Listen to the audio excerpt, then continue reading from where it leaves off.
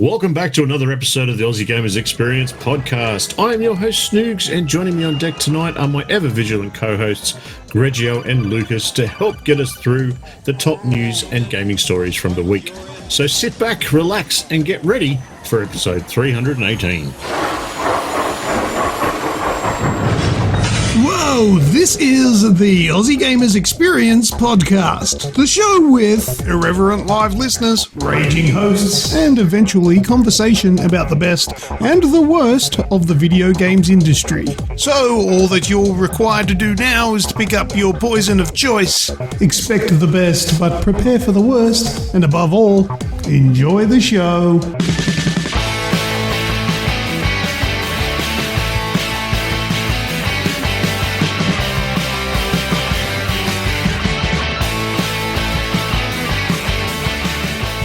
Thanks, everyone, for joining in. Before we get started, Lucas, how you travelling, mate? I'm very good. I'm super tired, but I'm making an extra effort to be here this week because I'm not going to be for another 3 weeks after today. So I know, put all your F in the chat and all that sort of stuff, but I'm here. I'm firing on half the cylinders, but I'm good to go. Good stuff. And Grejio, how are you, mate? Well, man, unlike Luke, I had the day off, so I'm well rested. Yeah, we've son of a bitch. I've been having a long weekend as well, but been helping Mum continue packing up the house, which has been fun. Hi, Mum. I think we've gone past the really cool little out there gems. Although this week I found some drawings that one of Dad's mates did when he was in the army back in the 70s. I was going to chat through them tonight, but I'll take some photos and I'll put them up on the Discord, so people are going to have some laugh at them. They're like cartoon, like, you know, the Sunday paper caricatures. Oh yeah. Sort of cartoon drawings. Yeah, so they're Only lewder. Yeah, quite lewd. Yeah, I was going to say, I would imagine there would be at least one of some sort of animal with a large cock and balls. Is that one of them? You're pretty, funnily enough, pretty close. Yes. Yeah. Yes. No, there is actually one of them in there. I knew it. It's a rat standing there going, here, kitty, kitty, kitty. Oh no, I was going to say mouse. I was going to say a mouse with a big cock and balls, and I would have been almost spot on. The 70s, such a simpler time. Say it here, kitty, kitty. That's gold. Oh dear. So I'll take some photos of them and put them up. So check out the Discord if anyone wants to have a look. Couple more bits and pieces of cool stuff. Some war memorabilia stuff from my grandfather or great grandfather or something from back in the day, and also a whole lot more records, which is just, well, Greg, you saw how many I found. Yo, there was a lot. There'd be a couple there, like hundreds. It's ridiculous how many is actually there of the old 78s. So they go back to the 20s. That's going to be fun to go through. God, there's more creepy stuff going on in the Discord. You've told this story so many times, Snooks. You're starting to sound like a broken record. Cool. That's because I've been doing it for so long. There's so much shit to go through, but we're nearly there. Quick g'day to the chat, because they're already going a little bit crazy over there. We've got Azrael, Radicus, and the Wraith have joined us. Welcome, as always. Same Hello, people. Thanks for joining us. So let's jump into the show, shall we? Yes. All right, we've got a bit going on this week. So we've seen some people being hands-on with the PS5 and the Xbox Series X. Is it PUBG, bad parenting, or just more shitty reporting? EA on Game Pass kicks off this week. Is there another video game to movie flop in the works? And we'll talk about some other things and maybe some games as well. So let's jump into it. This week in gaming, 2004, Leisure Suit Larry, Magnum Cum, is it Lord? Magnum Cum Laude? I think you're supposed to say Magna Cum Laude. Yeah, well, there you go. That works. Published by Vivendi Games, Vivendi Universal Games, and developed by High Voltage Software. This was the first Leisure Suit Larry that came onto consoles. It was the 9th Leisure Suit Larry in the series. And guess how many Australians saw it? Oh, none? Was it banned? I don't know. None. It was banned. It was refused classification. It was actually the The classification board was given the US version of the game, which had less nudity in it, but they still refused classification for it, even though it only got an M rating in the US. Thank you, Nanny State. And yeah, Vivendi just turned around and went, well, get stuff, then you can't have the game. So didn't get classified in Australia, is effectively illegal still to this day, apparently, to sell this version in Australia or to buy it as an Australian. So, yeah, pretty ridiculous. And a game that really couldn't be made today, could it? Oh, probably not, no. But the last one that I played, and I think I actually finished it, was Leisure Suit Larry Love for Sale. I think that's the one that was set on the like the cruise liner. And when did that? I've just got it up here. Initial release date was 1996, and I'm just trying to work out how old was I in 1996. I would have been 13. There you go. I was playing that, and I distinctly remember that there was a hidden condom in every screen, because, you know, it was sort of like you would exit a screen and then be in a new screen. There was a hidden condom in every screen that was in the game. And if you found it and clicked on it, it would do a dance across the screen and sort of like exit stage right. And it would play this fancy music, and the little condom would be like, dun, dun, dun, dun, dun, ha, dun, dun, dun, dun, dun, hey! And it would like dance off the screen, and it would be like a collectible. That was a thing that I experienced at 13 years old. G'day everyone, Editing Lucas here, just jumping in with a correction. Now, they weren't condoms that you had to find in all the screens. It was actually a Where's Waldo or a Where's Wally kind of parody, and it was called Where's Dildo. So they were actually little dildos that you could click on and find, and they would dance off the screen. All right, back to the show. Thanks, Leisure Suit Larry. The main thing I remember from, I think, either the first or the second Leisure Suit was you picked up a hooker. If you didn't use a condom, you'd walk around, your ass would start flashing red because you got AIDS, and then you would die. That's how AIDS works. Yeah, Paul. In video game land, it does. Same Delirious as well, but... Oh, man. Those games, man. Yeah, you're right. I couldn't imagine them making, like, a current one today. Could you imagine the outroar? Brilliant just to sit back and watch. Azrael's saying that she was 4 in 1996. Very good. Shut up. Hopefully you didn't play this game either at that age. I remember having to use the book to answer the code to prove you're an adult. No, the Wraithy says, yeah, okay, I remember that too, actually. Oh, yes. It wasn't very Quite good. frankly, I don't think it's actually... I reckon there could be another one made today. I mean, you look at the absolute gutter trash of filth that's on Steam at the moment, and what gets touted as a video game these days. There's really no reason why there couldn't be. Well, actually, that's a good point. Now, I'll just quickly make a mention of a game that I did play this week called Cockhead. That game is rubbish. It is like an absolutely horrible version of Cuphead. That was the thing, you know, Cockhead, and you're a penis, and it's like Cuphead, but it's rubbish, and you're a penis that runs around. So yeah, is it just like Cuphead, where you get 12 hours of beating? Yeah, it beats the shit out of you instead of the other way around. It's a broken mess of a game, but yeah, surely if they've got rubbish like that, Cockhead, maybe they could make a new Leisure Suit Larry. Anyway, games that we're currently playing for this week.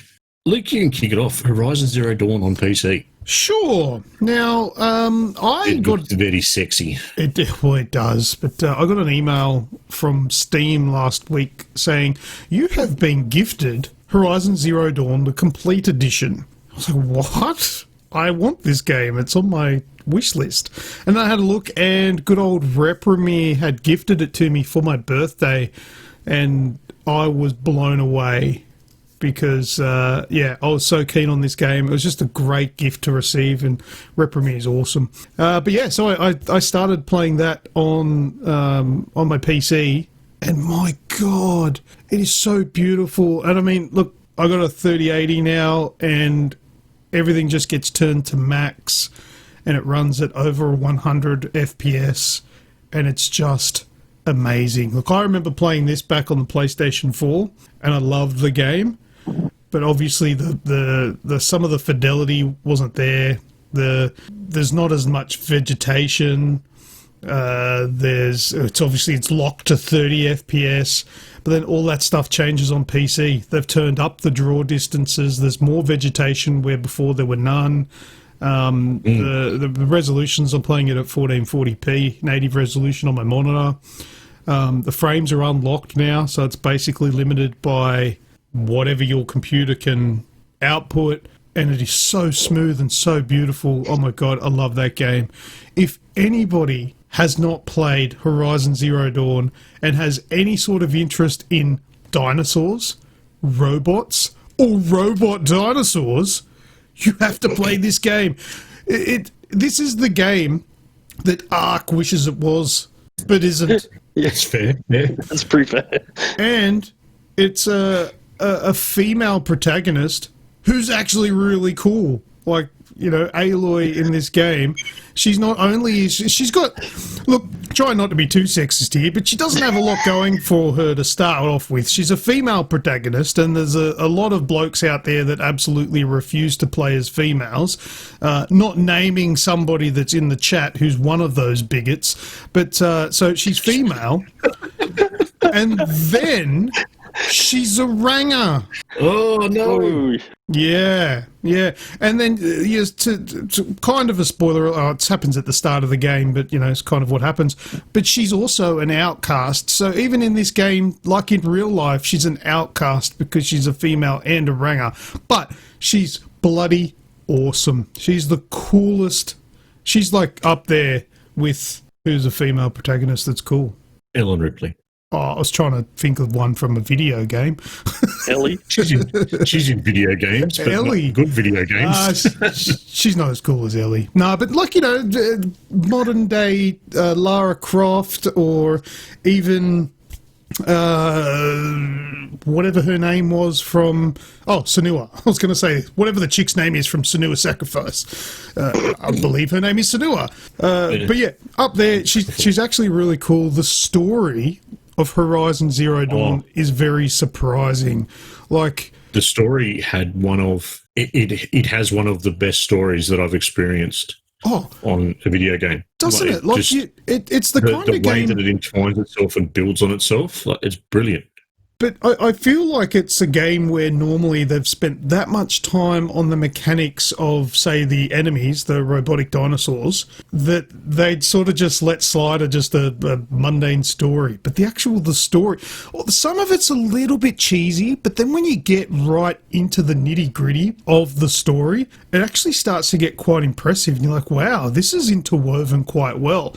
And it's another one of those games where side missions aren't always just shitty fetch missions. The sideys are actually heavily intertwined with the overarching story. It just gives you more background and more understanding as to what's going on, because it kind of looks like a game that's sort of set in the past, because the characters are quite Neanderthal-ish. They have very limited understanding of anything technology, but the game is actually post-apocalyptic. It's the game is set in the future, even though it looks like the past, except for the dinosaurs. They're quite advanced, but it all explains it through the game, and the way it plays on PC is amazing. So if you've never experienced it on the PS4, I mean, you have a decent PC, it's going to be a really good experience on there for you. It's worth playing. Next time you're on a block for next time you've got a few shifts in a row, I'll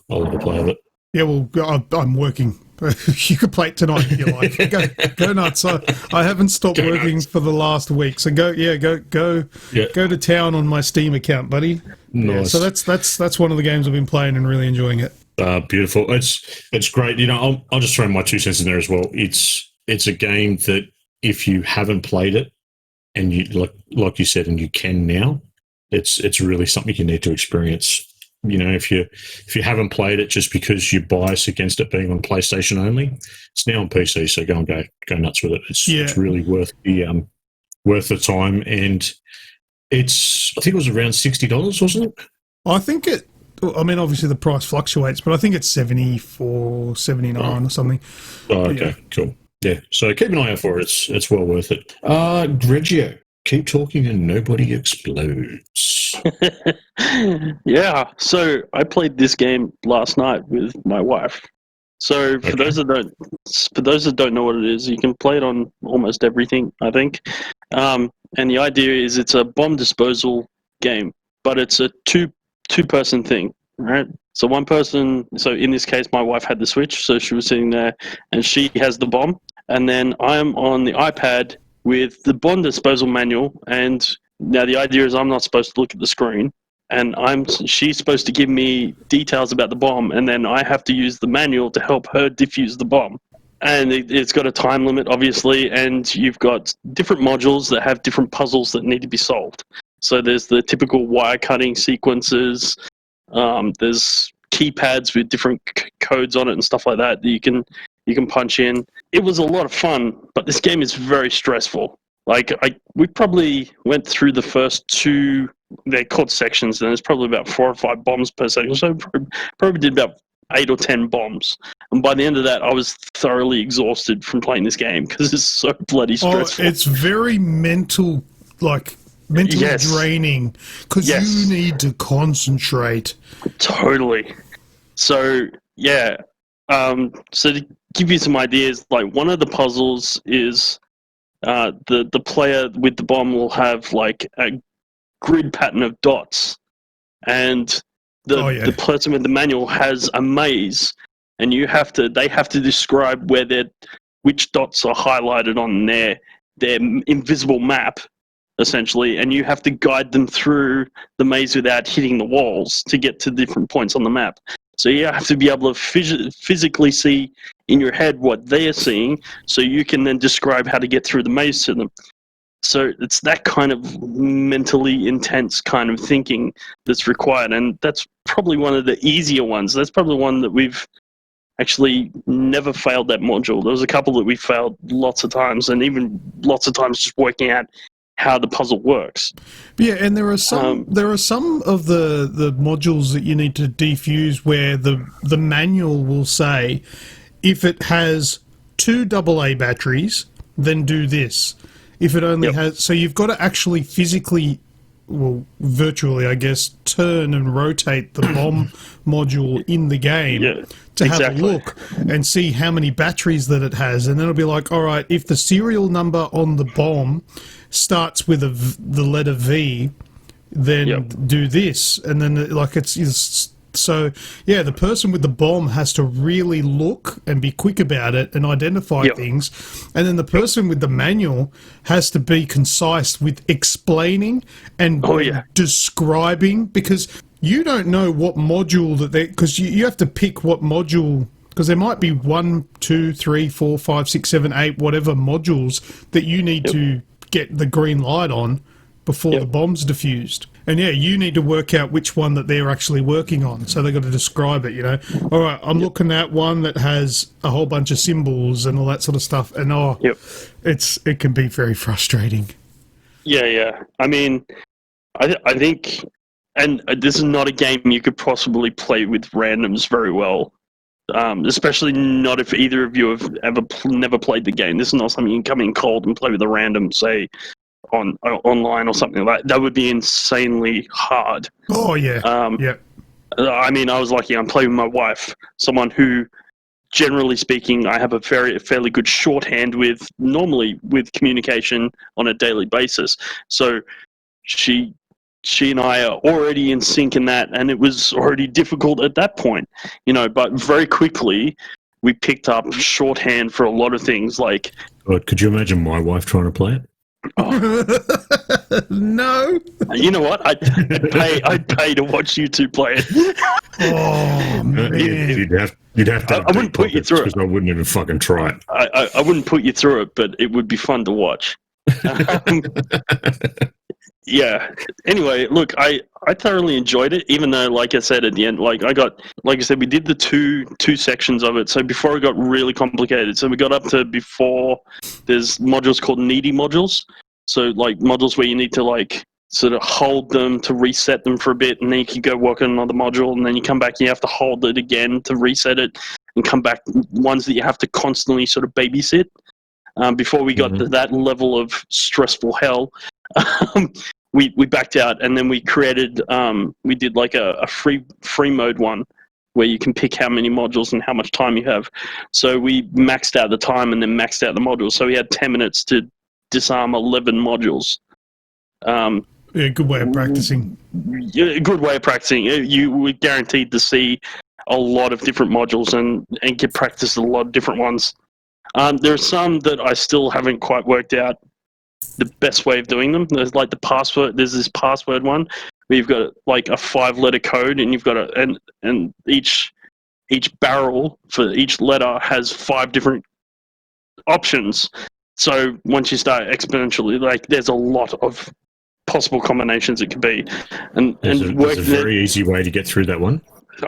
Do tell, because you hold down the X button and then push up, and then hold down the X on the controller. That'll turn your Xbox off. It's on Switch. Right. It's on Switch. But anyway, push the button on the top. It's extremely rewarding, though, isn't it? When you get it right. We were high-fiving every time. There was like literally one we were like down to like 58 seconds. And we're like, oh yeah, and you feel that rush of, oh, we just nailed that one. You know, it's just that, oh, when you fail, it's you feel shit. But when you win, you're just like, you're on a high. It's almost like you were defusing a bomb. And then I think, it was just, it's really good. This is a game that I originally played with Reprimere. We played it for, I don't know, an hour and a half or so. And by the end of it, my opinion of this game, and I'm not joking, was this game is fantastic. Let us never play it ever again. Yes, it's almost that way. I'm not sure I want to go back with this whole needies module thing. No, I'm not ready. I never did. Ready for that. I never went back. Yeah. And it's not that I hated the game. I actually think it's quite good. It's a very intelligent game, and it's rewarding. I've never played it since that one time. I mean, if you want to like get an idea, so you've got to download the manual from the internet. It's separate to the game. So if you go to bombmanual.com, don't do it at work. Save yourself some hassles. You're on a list. It's literally bombmanual.com is the website you can go to. You can download the manual and just read the manual. You will get lost just reading the manual, and you'll see how in-depth the game. Like, just reading the manual, you can see how much time, effort, and love has been put into this game, because it's very thorough. Hats off to the guys that made it. It's awesome. It really is an awesome bit of kit. But to be like proficient at this game, your manual dude has to have like read that manual back to front. Yeah, see, Luke's put up a picture. That's Simon Says. That's actually quite a clever and sometimes tricky one to do. Oh yeah, God. I did that one once. Twice. We failed the first time on that one before working at because that's only step 2 of that bomb disposal bit. Yeah, that second page there is only. That's basically for the people listening that can't see this. It is just a piece of paper filled with words, and it means something. But if you just look at it without any other prior knowledge, it's mind-boggling. Just a mess of shit, really. Yeah. But once you start to work it out, this game actually pumps your confidence up, because you're like, oh, this confusing shit's starting to make sense to me. Yeah. You know what I'm talking about. Yeah, so that one that's full of words, like the first one, before we worked out how it actually worked properly, it was a bit of a head screwer. But as soon as we worked out what it was, it's actually really intuitive. You've got to be very careful with that one, because this one is designed to catch your language skills, communicating with people out, because it'll use the same sounding words. So it's got it's got the contraction your, it's got the normal word your, and it's got you are. So it's designed for you to just say your, and the other person go, oh yeah, click, boom, kill themselves. See, you've got to be specific. That's why it's important to know the difference between the 3. Not when I correct you on it, then just go, oh, it doesn't matter. It doesn't matter. In this game, it totally matters. You will kill someone. It matters, God damn it! Someone's life is on the line. Nice. Well, that's keep talking and no one explodes. And like Greg said, you can play it just about anywhere, can't you? Yep. Beautiful. Luke, Proteus. Right. Proteus, is that right? I think that's how you say it, Proteus, unless it's produce. Produce? It's the produce aisle. The produce aisle. All right, It's a pretty icky one. I don't even remember how I found out about this game. It may have just popped up in my Steam list, like Steam, what do you call it, store or something like that. And I clicked on it, and there was a little icon that, like a little button that you could press, and it was like request beta testing access. I was like, okay, all right, click, whatever, forgot all about it. And it was about 4 days later, I got an email saying that I'd been invited to take part in this beta access. And I played through the game, and but the way I can describe it is if they made the original Doom back, when was Doom released? What was that, like early 90s? Something like that. Is that fair? I don't know. Yeah. If they made this back around the time that original Doom was made, but with technology from, I'd probably say today, really, because the game looks like the original Doom. The graphic style is kind of like that, where it's kind of pixely. Wraith has come in and said 1993 for Doom. It reminded me of Duke Nukem 64. Nah, what, visually?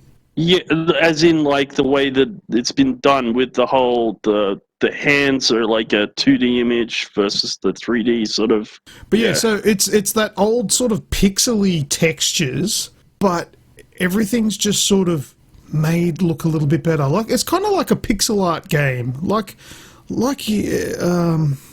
No, I can't use that as an example because I can't think of the name. Oh, Fez. You remember the game Fez?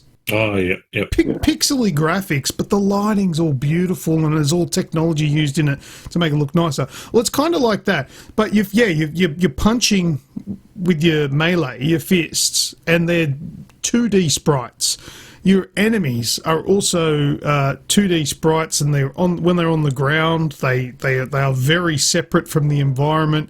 Kind of like Doom, where, when you walk around, and instead of it being a 3D rendered item, it's actually just 2D, and when you walk around to the side, it actually just changes the sprite, so it's a different sprite from a different angle. It's not actually 3D rendered. It's not rendering, yeah. Yeah, it's kind of like that. And then you've got, like, glass in the game that looks pixely, but it has like a perfect... It has reflection on it. Like it has like proper lighting and all that sort of stuff. So it looks great. And then you shoot the shit out of these enemies, and the blood that gets sprayed out of them is actually high quality. It's not pixely. It looks just like blood splashing, like over the top blood splashing. Yeah. I have made a video which I have put on our YouTube channel. I'll put a link in the description so you can go check it out. And the game is just fast-paced action and fun. It's so cool. The game, it's not out yet. It is coming soon. I'm pretty sure from what I have played that I will buy this game when it releases because it's good fun. So it's a game for Doom fans. Old school looking, but it has the feel and appeal of a current game, of a modern game, modern title. So Proteus, yeah, check it out. It's on PC. I don't know if it's on anything else. It may be, but I didn't really care to look because I'm that kind of guy. Think about myself. Yes, you've gone over to the elite side. Yes, PC Master Race. Don't worry, I'm following. Last game for the week is just from me, which is the Division 2. Gone stupid with it. I now have the better part of 55 hours in the game over a week and a bit. So I've got stuck back into it. I finished the main story. I finished the DLC. And now I'm just running around. I still haven't finished the main story. I'm just running around like a lunatic doing what I do. All right. Next bit of detail is what's that sound? Right. So okay. Can you fill us in? Yes. All right. So we'll start off by sort of helping you guys to work out what last week's What's That Sound was, because you guys were like, tell us now! You wanted to know straight away, and I said, no, wait till next week. This was last week's What's That Sound.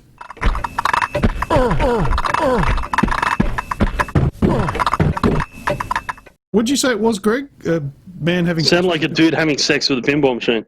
No, it's not correct, no. But that is actually from Tomb Raider. That was that was the butler being pushed into the freezer, the fridge freezer.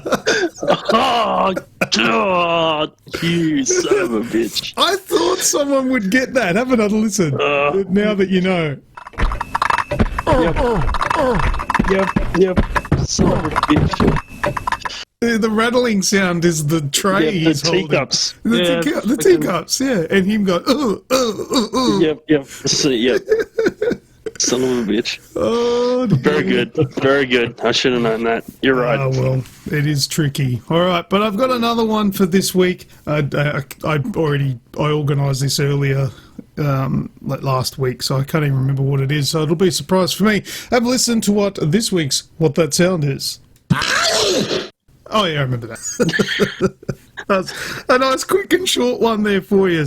So, who will be likely to get this one? I don't know. You better play it again. It was pretty quick. It was pretty quick. Oh, I think Kazakal has managed to spell it. It is not Nick sneezing, no. All right, I'll play it again. It actually sounds like Snoogs sneezing. I think it's right. Sorry? Earthworm Jim. Uh-huh. Earthworm Jim, no. Kazakal says Crash Bandicoot. Radicus says Crash Ban. The Wraith says Stream Sneezing. I don't think it's right, but I'll have a crack. Is it from Pain? Pain. Yep. Is that the game you were talking about a couple of weeks ago with the slingshot? Yeah. Wingshot. Yeah. No. It sounds awfully familiar, like when you slingshot them and they hit something. Oh, okay. No, it is not. It sounds like this, remember? Could easily be from that game, but anyway. Yep. No, this is a very distinct sound from this game, and you would hear it quite a lot. I don't want to give it away with too many hints, but I don't want to leave you with nothing. Kazakal says Doom. No. Not correct. What are you laughing at? It's a button. Oh, you like that, do you? Oh, it's just that you sort of obnoxious. And went, and Kazakal's got Doom. Yeah, I'm a little power hungry with this thing. Well, the real deep fake button press, that's always good. Any more guesses, or you guys got nothing? It sounds like I've heard it before, and I should know it. And I'm probably going to kick myself when I hear it. Says Mario. And Az still thinks it's Nick sneezing. And it's still...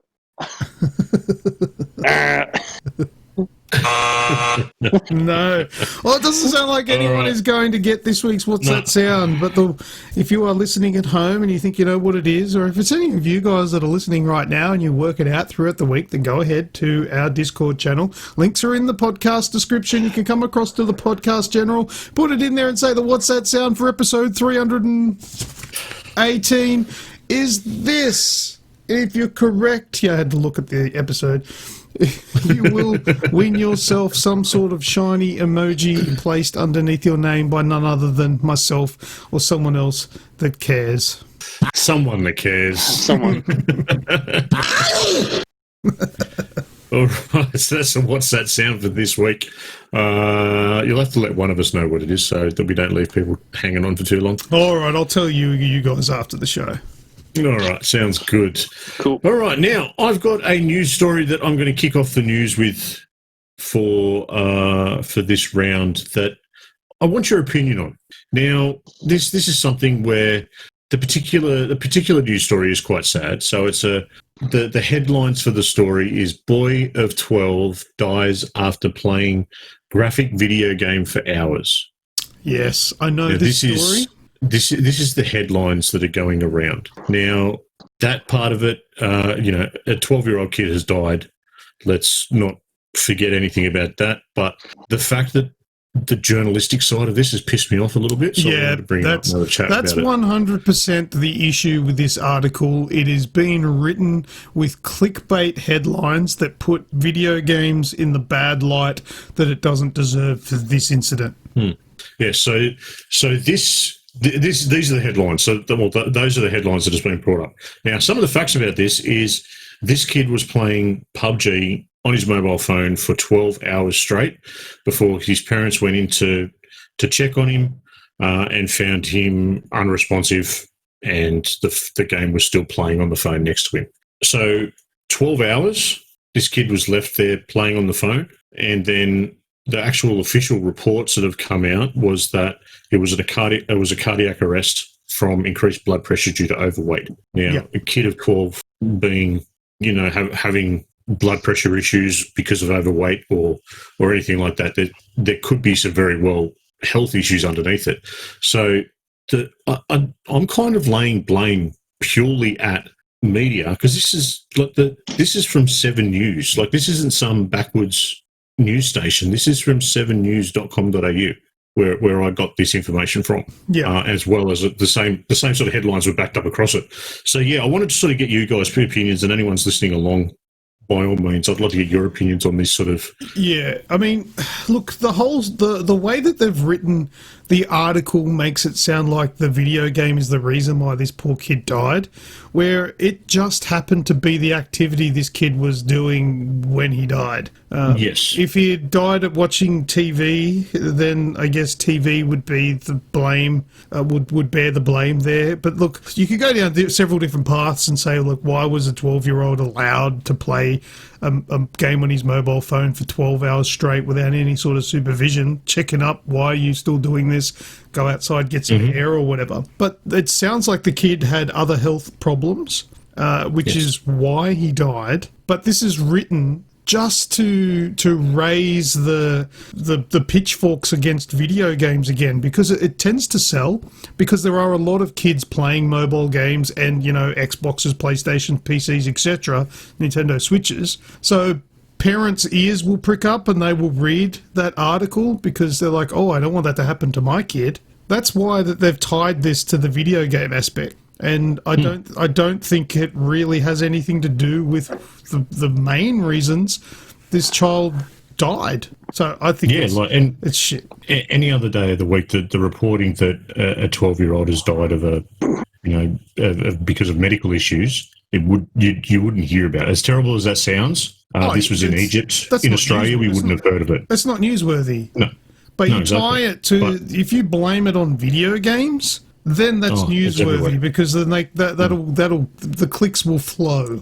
No, it doesn't make it newsworthy. It makes it marketable.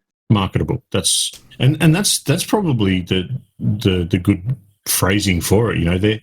They're marketing off the death of a child. Yeah. And how where does the line get drawn in something like this? Like, there used to be a thing called journalistic integrity. And what happened with that? Where did that go?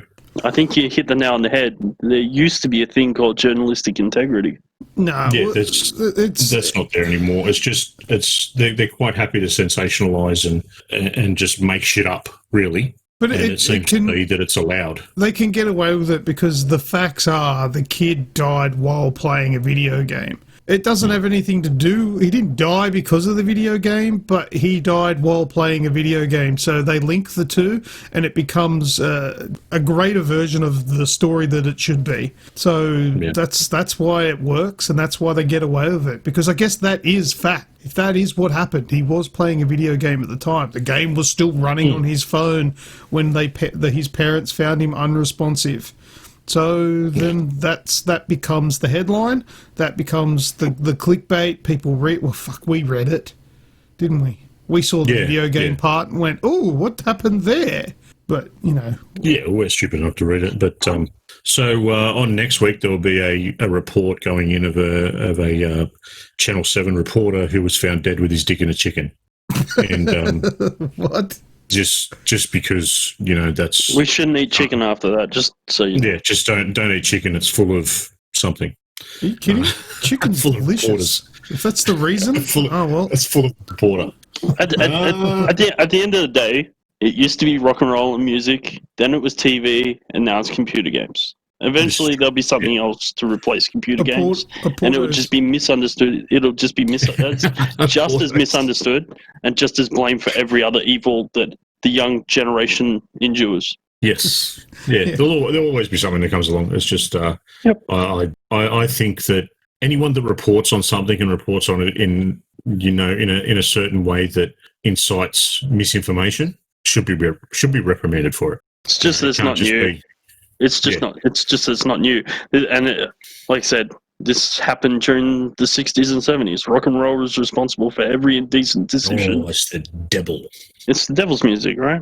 Yeah, you know. It's good. And you know, everything that a young person did that was bad was linked to, they were listening to rock and roll. Oh, don't listen to KISS. That stands for Knights in Satan's Service. Cool. Excuse me, I'll be back in a minute. Monster Hunter movie. Yes. Now you've sent me the link. You've sent me the link for the preview, but I haven't watched it yet. All right. Well, so give us a bit of a rundown. It's only short. It's like a what is it? Like a 5-10 second little clip. It's like a teaser. So basically, there is going to be a Monster Hunter movie, and that's been teased, and it stars Mila Jovovich. She looks amazing. That woman just does not age. She looks great. I love Mila Jovovich. She is so good. She's like number one on my, what do you call it? Hall pass. If I ever get the chance, I'm going there and my missus can't get angry. So yeah, that's how much I love her. However, this movie looks fucking rubbish. The CGI in it, because it shows you like one of the monsters busting out of like the sand, and that's about all you really see. And it looks B grade. And if this is like the best that they could sort of scrounge together for a teaser, you'd think that would be like the best of the movie, right? You'd think that. Yeah, I just watched it. I just put myself on mute and had a look at it and went, "What the?" Yeah, if that's the best of what they got, it's not looking good. So I'm thinking that this movie is going to follow the usual traits of a shitty video game to movie experience. Wraith is asking, is she still playing Alice? No. She might as well. It probably doesn't matter if she does play the same character from Resident Evil, but no, it's a Monster Hunter movie. Now, I'm not a Monster Hunter fan. I don't really know anything about the lore, but I would watch a movie like this because it's a video game movie and I like Mila Jovovich. But I really don't think it's going to be a good one, which is a shame because we've had quite a few good runs with video game to movie transformations. Like I really liked the latest Tomb Raider. I enjoyed the Assassin's Creed movie. I actually did too, I must admit. Yeah, I thought it was quite good. Warcraft. I don't know anything about Warcraft, but I really liked the movie. That probably helped with that one. Well, you're probably right because big fans probably wouldn't like things that aren't accurate and things like that. But I didn't know anything about the accuracy, so that probably did assist. But there's been forgetting Sonic, man. Sonic was great. Sonic the Hedgehog was probably one of the best ones. That was actually really faithful and an amazing film. Thank you for bringing that up because I did forget it. Sorry about that. But this one, I don't think is going to be in the vein of those movies. So I've put the link in the chat, the live chat for you guys to check out. There will also be a link to the trailer. It's official to, I think it's exclusive to IGN at the moment. I don't actually think you can watch this anywhere else. It might get re-uploaded to YouTube or it may release eventually, but the links are there. It's in the podcast description as well for those listening at home. Yeah, looks crap. Well, yeah, it does. Grejio, Mindcom was today, and I believe you've got a quick rundown of some of the 1.17 rumors or wants? Yeah. So, what have we got? I think this is going to be 117 is going to be as big as 116 in regards to what it brings, which is really good because there's quite a lot of content being pumped into Minecraft at the moment, and that's really awesome. So it's the Cliffs and Caves update is what it's called. Obviously, they're going to revamp the mountains biomes, and they're going to be like mega sized mountains, and they're going to be almost the mountains in size will have almost separate biomes within as they go up. So as you go up, it'll get less vegetation, more jaggedy. The mobs will change as you go up. So that's kind of cool. Then there's the caves. The caves update. Now they're touting that the cave generation is getting 1,000 times more diversity added to it. They reckon that the amount of diversity in the caves will now be more than the overworld for all its biomes. The diversity is going to be more than that. So we're talking about massive cave systems, like huge caves that you can fly through, underwater caves, and then even ecosystems within the caves. Like there's a lush cave, which is quite small and claustrophobic, but it has a lot of new plants in it. And then there's this, I can't remember what they called it, but a dark cave, and it has a very blinking light and contains a new mob called the Warden, which is the first blind mob in the game, and it actually picks up on vibrations. So as you move, it can work out where you are. So yeah, they said with the Warden, they want to bring us back to day one Minecraft, where you feel that sense of fear and really unsettling. There's skulks, these things called skulk sensors, which also pick up vibration, and they can be used in redstone contraptions as wireless redstone components. So really cool concept there. There's some updates to the inventory system. So they've now got things called bundles. So you can create bundle bags, and what you can do is you can essentially stack 64 mixed items into a bag, and then it takes up one space in your inventory. So especially for things like where you've got like unstackable items, you can now stack them all into one bag. Yeah. Or if you got like flowers, like you're collecting flowers and you just got like a bunch of different flowers that just like 3-4 different flowers, and they're just taking up huge spaces in your inventory. Make a flower bundle, stuff them all in the one bag, chuck them into one space. So they're updating some of the core mechanics to, So I suppose make something like, are they trying to do things a bit more user friendly, or? It seems that way. Like obviously they're listening to the players, and they're just trying to come up with ways of, I guess, quality of life things, especially with the inventory system bundles. There's new ores, so you can now get copper. Is a new ore that's coming, which tarnishes over time. Are they releasing RTX from the beta so you can play it on everything? No, they didn't mention anything about RTX or ray tracing at the moment, so that's still up on hold. There's a new archaeological system which adds a bit of exploration to the game. You can find archaeological artifacts in archaeological digs that are spread all over the map now.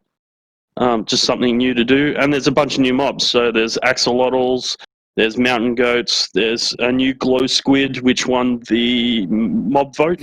So there's a mob vote between the blue cow, whatever it is, the flower cow, the isologger, and the glow squid. And the glow squid won by like 0.1% over the isologger. So it was pretty close. When is winter release date? Winter next year. Cool. So I'm sure we'll hear more on that as it comes up and see some video. Look, if you play or you have taken a break, it's worth go jump up on YouTube. There's a heap of videos on today's press release or today's show. Go check at the very least. Go check out the cave stuff. The caves are awesome. It's literally going to change how you play the game. Sounds good, mate. All right. Well, next bit of news, we've got the PS Plus and Games with Gold got released just after last week's show. Yay, this is news to me, so keen for it. Yeah, sweet. All right. Well, it was a very weird month. They both waited until the very last minute. So, games with gold is Slay Away Camp, The Butcher's Cut, Right. Maid of Sker. Maid of Sker is like Slay Away Camp. I've never heard of. Maid of Sker is a like a horror survival that's set in sort of Welsh mythology.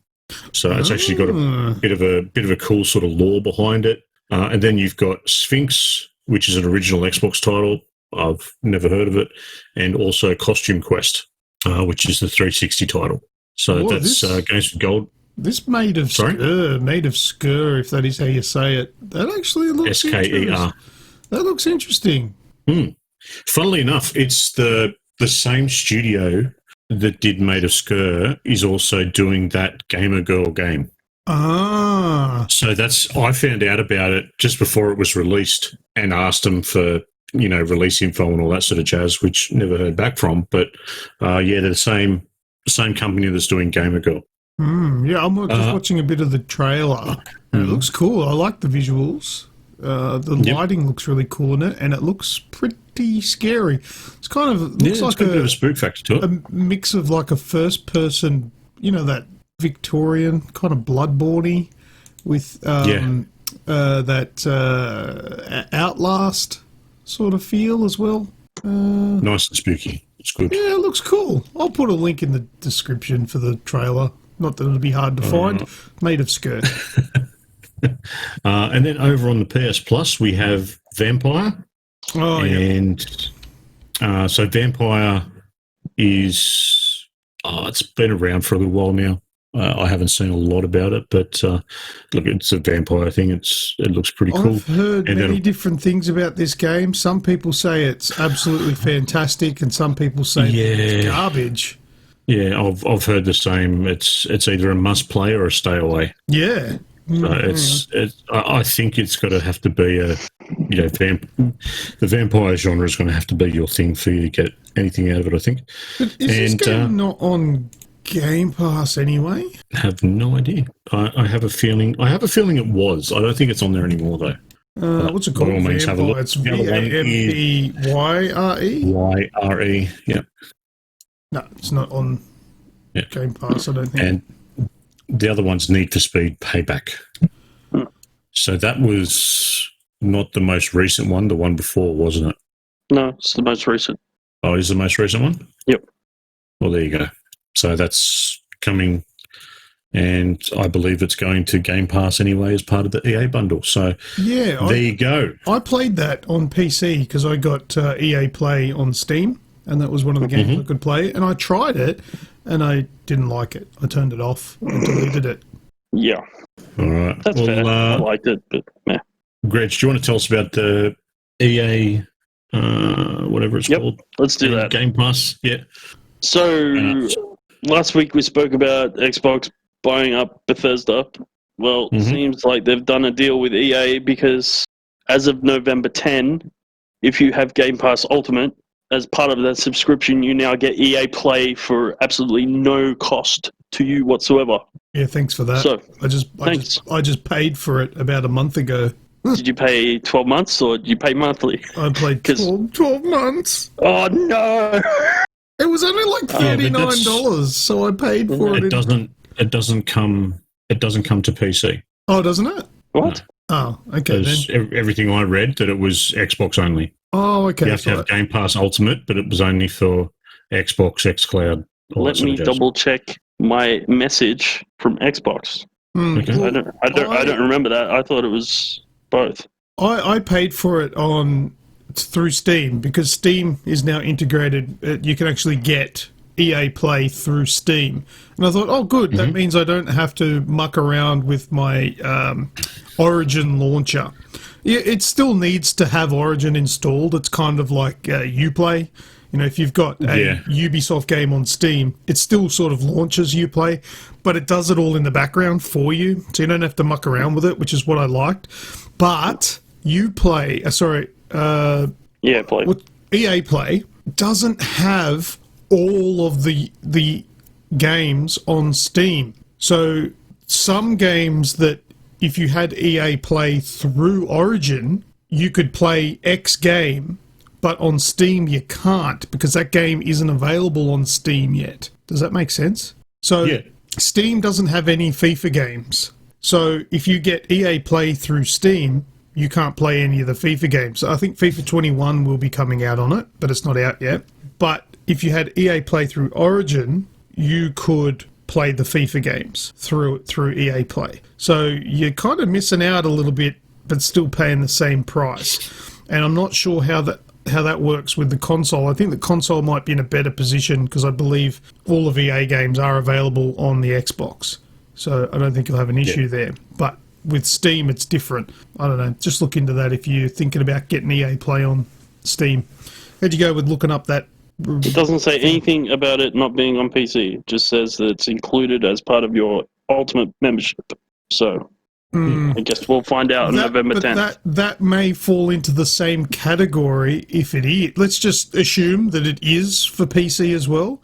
I don't think some games, I don't think FIFA is on the Windows Store, is it? No. So even if it was, you would still be missing out on some of the games that are part of EA Play because they're just not available anywhere else other than Origin at the moment, which may change come November 10. I don't know, but that's the case at the moment. Yeah. Cool. I thought it was October 10th, so November 10th. Is it? Did I say it wrong? No, it is. No, you said 10th it right. of November. I thought it was this month. Yeah, but no, because it launches day one with the console, doesn't it? Yeah. Yes. Yeah. Yep.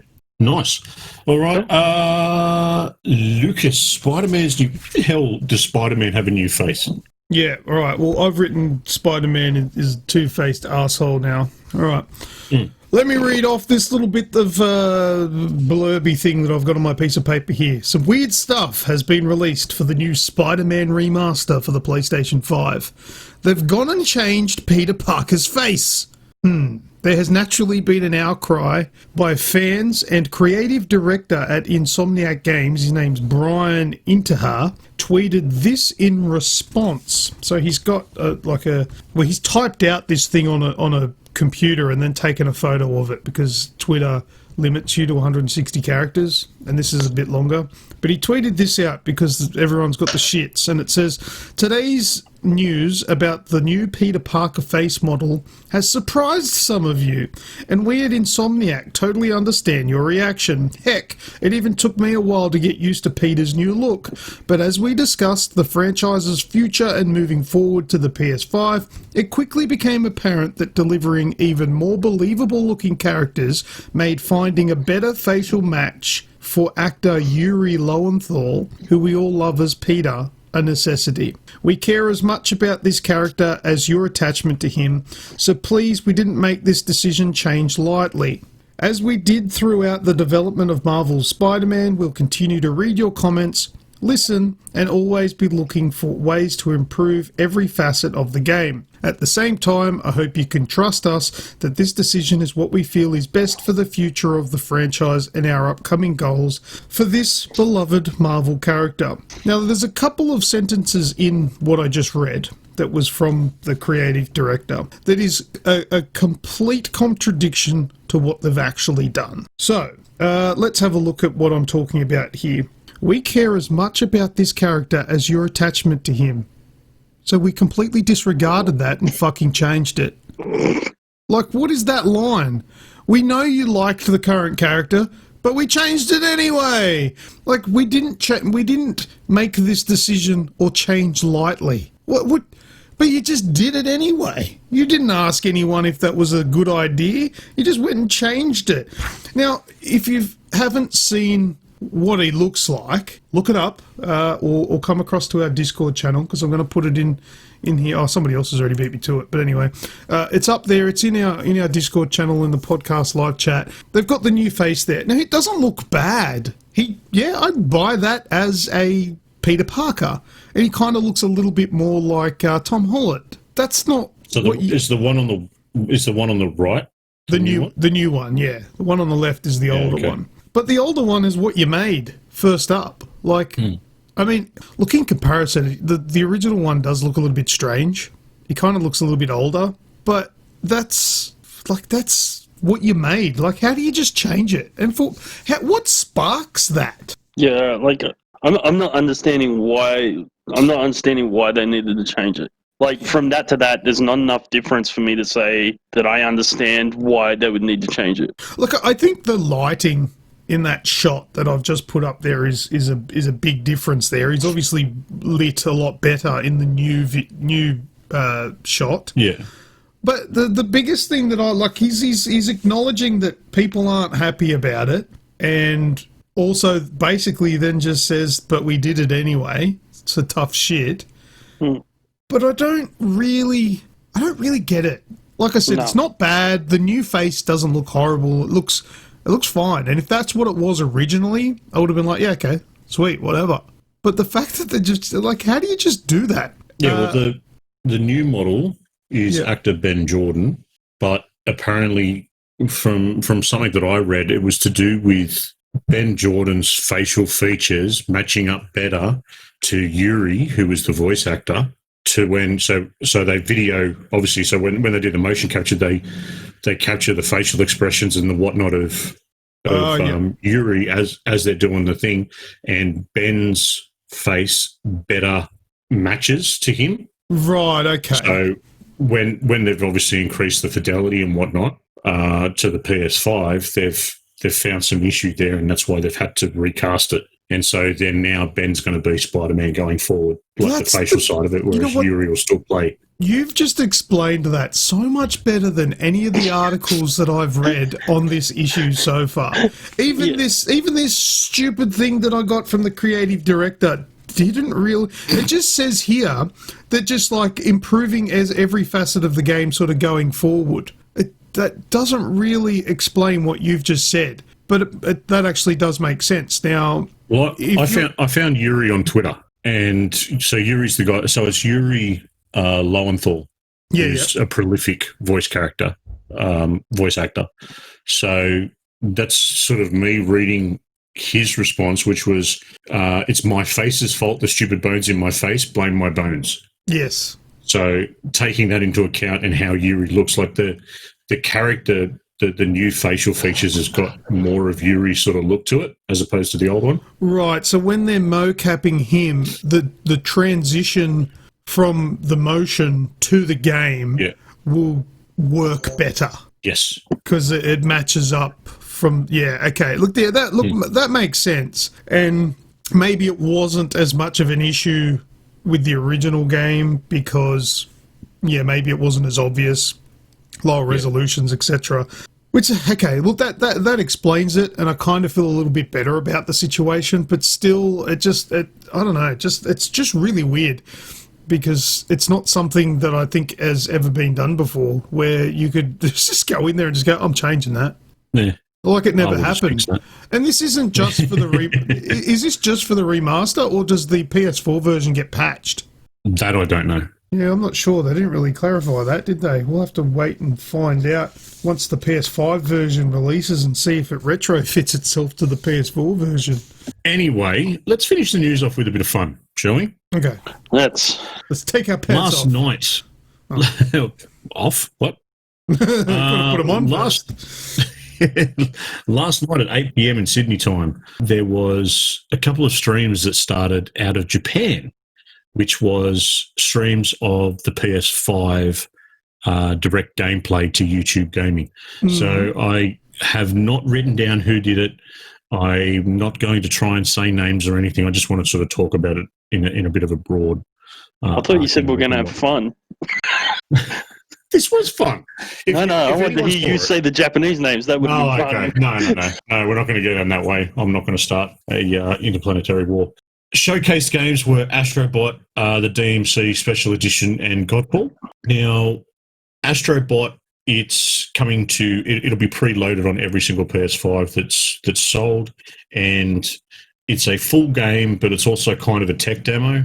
So you use all the new features that are part of the feedback in the controller. The DualSense. There's things... The DualSense controller. Did either of you boys see any of it? Or you just saw stills? No, Aussie okay, Bear. So All right, so I got to watch a little bit of it. The Astrobot stream was 35 minutes or thereabouts. DMC was about 5 minutes, and I think Godfall was 10.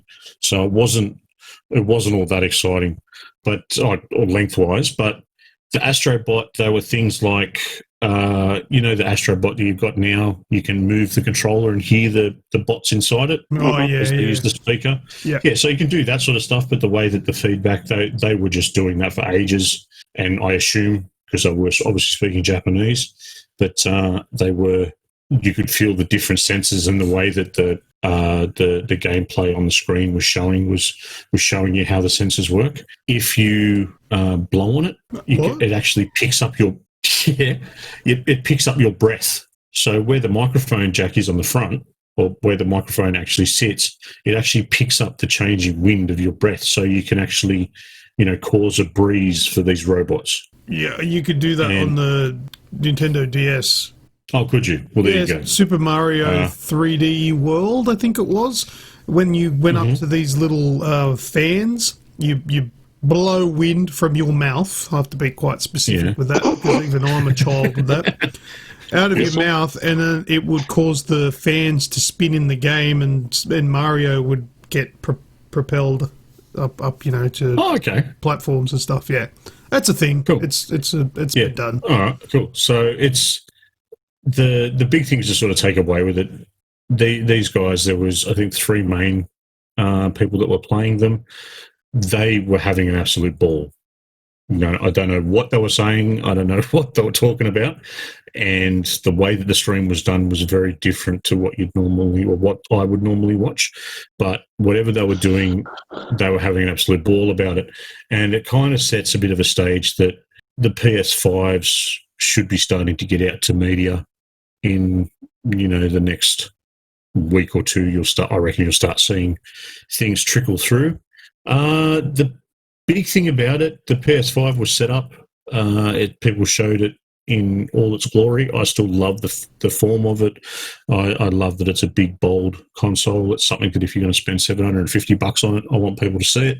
So it looks good to me, but no one was allowed to touch it, apparently. Yeah, I heard they weren't allowed to touch it. They weren't allowed to show the user, like the UI. Yeah, the UI in it. So, I mean, I don't really know why Sony are being so secretive about everything. It's pretty close to release now. I think you can maybe show that sort of stuff. And sometimes I start thinking maybe there's going to be a big wow moment, like a big reveal coming either towards the end or basically when people get them in their own hands, like on launch. Yeah. But then another thing that I'm thinking as well is I think that all of this sort of secrecy is going to build hype for something that isn't there, and it's just going to look like a... Yeah, either way they need to kind of work out what they're doing. On the flip side, the Xbox Series X have actually been spotted in the wild. So I've seen a few people in the US have started to leak or sort of trickle out information about it. I believe Press Start started putting up images of theirs today and showing that it's approximately the size of a sausage dog. And so a couple of things or exactly. Yeah, pretty much. There was a sausage dog sitting right next to it, so it gives you a bit of an idea. One of the things some information that I found out from the US is their comparison between the Xbox One X and the Series X for load up times. So they've got a few different games, and they just sort of timed them as they went. So on the Xbox One X, Final Fantasy 15, which is an absolute dog to get started, it took 1:14 to load up on the One X. On the Series X, it takes 15.29 seconds.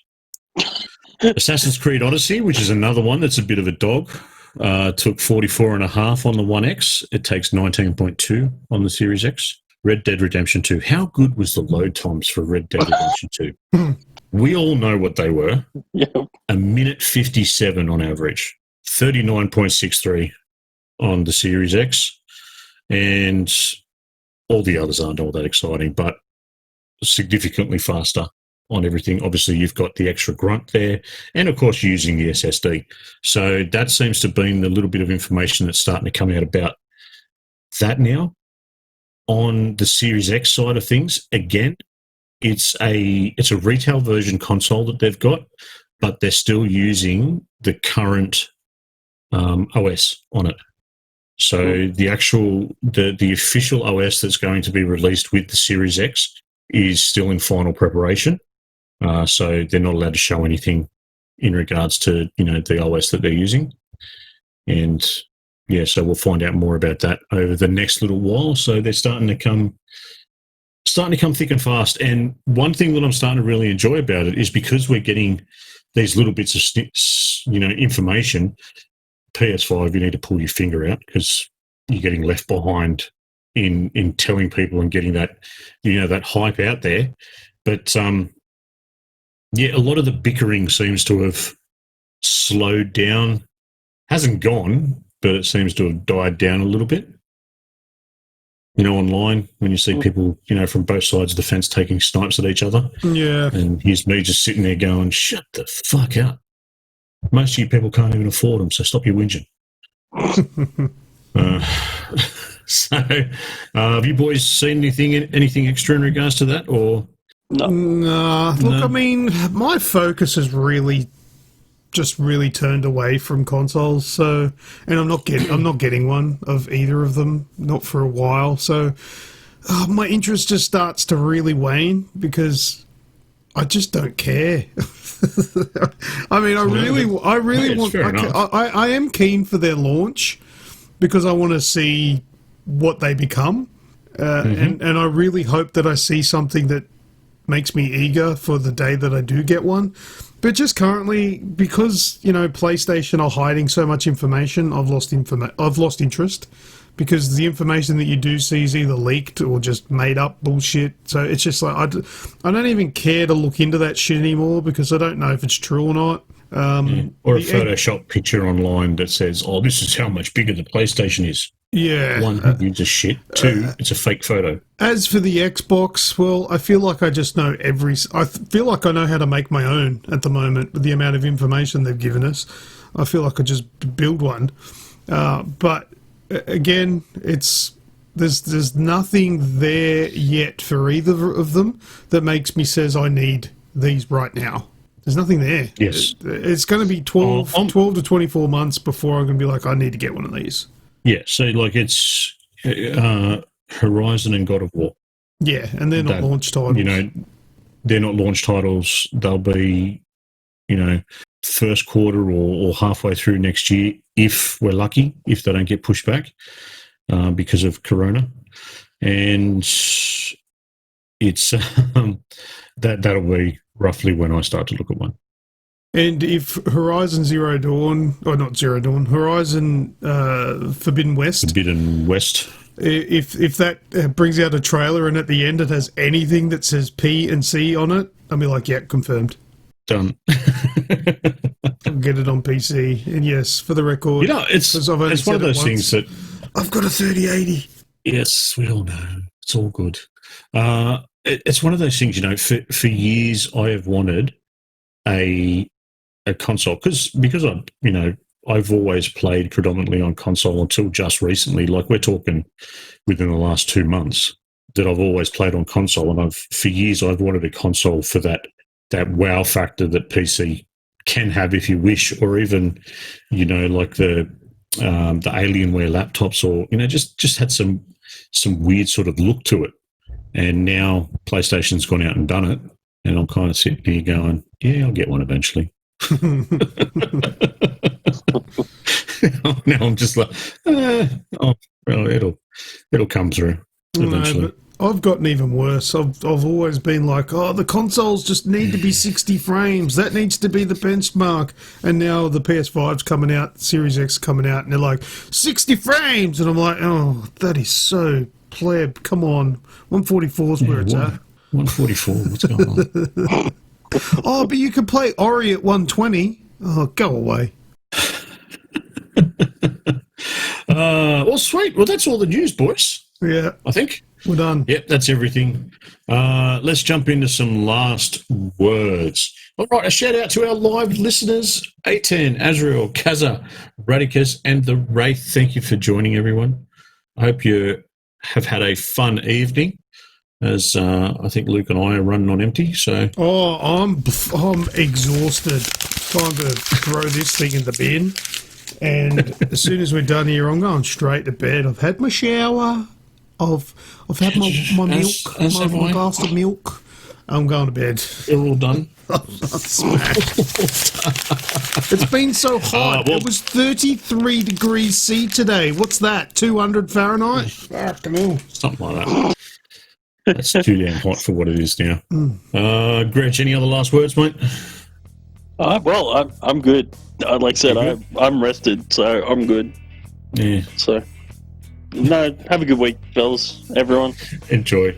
Love you all. Enjoy. I'll see you all in a month. In a month. Luke, any other last words from yourself, mate? I like turtles. I like turtles. Yeah. Beautiful. Thank you. Franks and Beans, good stuff. Aussie Gamers TV and Snooger Vision over on Twitch. Make sure you come and say g'day. And of course, Grejio Grejio XPL on the Instas.